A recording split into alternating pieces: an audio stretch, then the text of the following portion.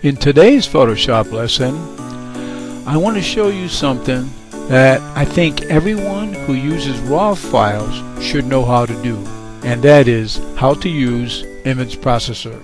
Image Processor is a menu choice in Photoshop and also in Adobe Camera Raw that will convert all the images you've worked on in Adobe Camera Raw to JPEGs, PSDs, or TIFF files. Either one or all of those formats.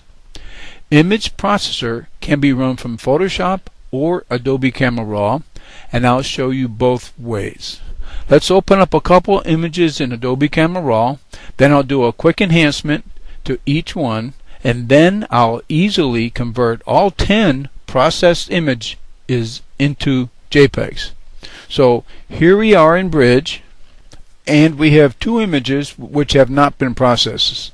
The easiest way to find them, I think, is to go down here to where it says Camera Raw, and if I click on No Settings, it'll filter to only those images that have not been worked on or processed. So that'd be these two. I'll just kind of draw a box around both of them. I can right click, open in Camera Raw. So these images will pop open in Camera Raw. We'll do a quick enhancement, and then we'll show you how to convert them using Image Processor.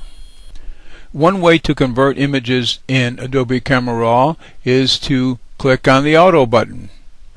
Now when I do that, it always seems to make it a little less contrasty, and sure enough it's -16 here. I like a little more contrast, so I'm going to move that up. The image looks good, but I think these trees here are a little too dark for me. I'm going to get my favorite tool, which is this one right here. It's called the Radial Filter. I usually just tap the letter J to get it. What we want to do is bring up the shadows, so I'll click over here. That gives us a +25 in shadows. Everything else is 0.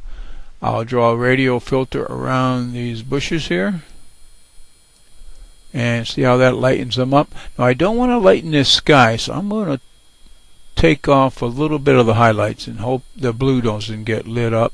Maybe a little more shadow, a little more greenery. And let's draw the same settings on this one up here. I'll hit the letter V, it makes that go away. Okay, that's a quick enhancement. If you like your images even more punchy, what you can do is click over here where it says Dehaze. Everybody see Dehaze? Dehaze will punch it up a lot. Let me drag that over to the right a little bit, and you'll see that'll add quite a bit of punch to it. Actually, that won't do anything because we're still in the radial filter. Let me go back to the basic, and now we'll add some dehaze and watch that punch it up. See how the sky gets bluer? If you want to get an idea what it looked like before you started, tap the P as in preview. There's the before, and there's the after. Okay, let's go to the next one. The next one was shot on a field trip to Tampa. If you want to click the Auto button, that's a starting point. Some people like it, some don't. Again, it made it too dull for me. I'm going to raise the contrast back up. And I think the biggest problem with this one is the people are a little dark. So I'm going to get my favorite tool again. I'm going to just tap the letter J to get the radial filter. I think they're too dark. I'm going to increase the exposure. I'll try 50. I'm going to draw a box around them. Well, it's an ellipse, I guess. Okay. I'm going to shrink it down a little bit. I don't need to light up the whole neighborhood, just the folks here a little bit brighter, I think. Maybe I'll even a little more. Okay. Let me check feather. Feather's in the middle. That's fine. Okay. I think that's pretty good. I'm going to hit the letter V again. Let's get rid of the lines. And I think we can actually punch it up even a little more. Let's see if we still have that selected. Yeah, it's still green, so I'm going to go from 70 up to 85, maybe somewhere in that neighborhood. That's too high. Okay, 90 is fine. Okay, now hit V again. The only other thing I might want to do this photo is crop it. I'll tap the letter C. I right click, and I'm just going to go normal, which means I can crop it any way I want. No specific format. I'm just going to leave some of the background in it.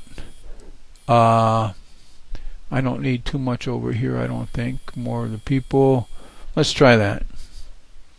So that looks pretty good. Yeah, sometimes I can add a little clarity. If you want to add any, brighten up any individual faces, you can do that with the J tool also. We'll just hit J. I'm going to hit plus 140. That's way too high. So I'm going to hit the one below contrast, and I'm going to hit up here. That gives us a plus 50. That sounds good.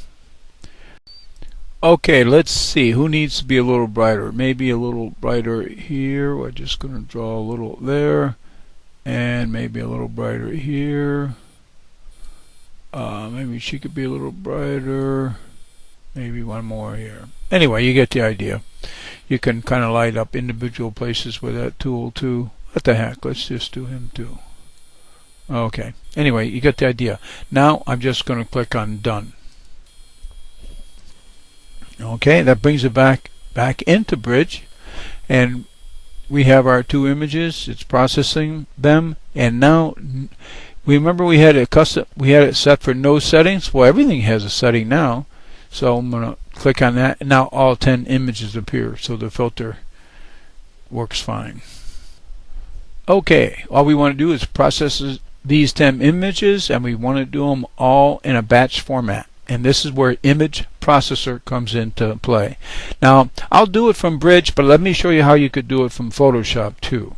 So I'm going to go to Photoshop, bring it up, and if you go to File, and you go down here to Scripts, you'll see Image Processor. See the box that comes up? Image Processor has 1, 2, 3, 4 choices.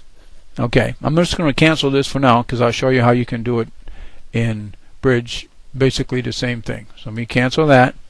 Let me go back to Bridge. Now that we're in Bridge, let's select them all. I find the easiest way is to click on one and then hit Control A. Now they're all selected.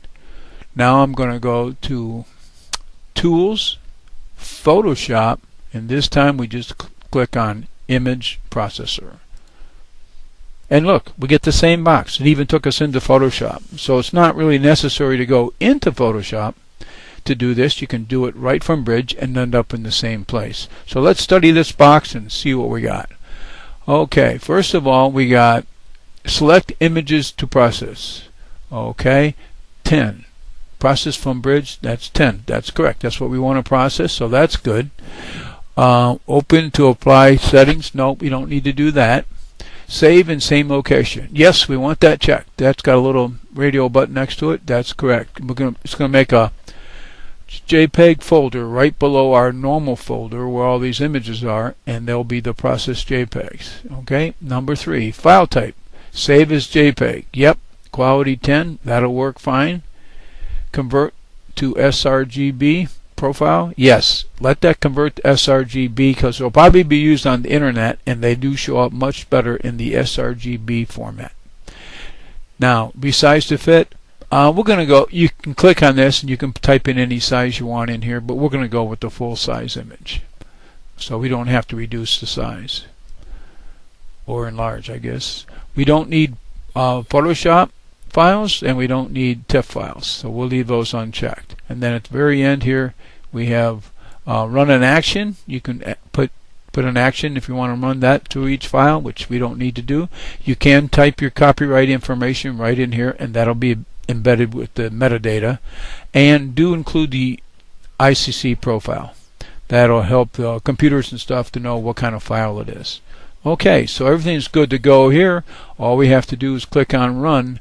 Now, all 10 of these images will be processed into JPEGs for us. Now, some are already JPEGs, which they'll be reprocessed the way we told it to.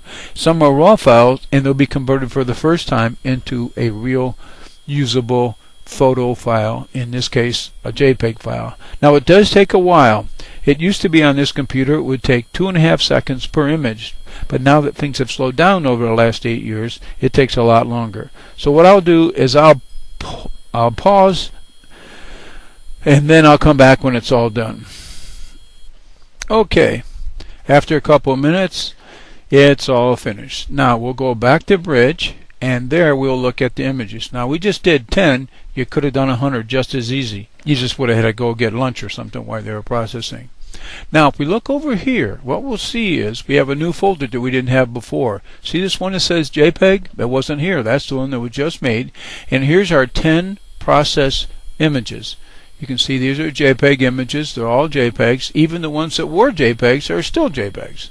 So, but all the raw files have been converted to JPEGs also. Okay, if you want to look at one, of course, we can use the preview over on the right side. And just in case you've never seen this, sometimes I use this to help me pick out the best photos. I hit Control A, that selects them all, and then I use Control B. Now, I forgot, I don't know, it's just Control B, and now you can kind of just look through each image this way. Now, if you don't want the image, just say you don't want this one, you can hit the down arrow, and it actually takes it out of the viewing. You don't see it anymore. If you don't want this one, you can take it out. This way you can pick the best one. If you want to, you can do it like I am and just drag them through the photos, or you can actually use these arrows. Now, when I say take out, it doesn't erase, it just takes it out of the selection. All 10 images are here. Process just the way you want it to.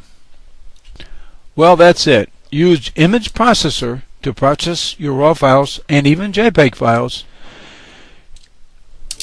And this is especially good if you have lots of photos to do. Like sometimes I'll have 1,000 to process from a wedding. I hope you learned something today. Thanks for watching.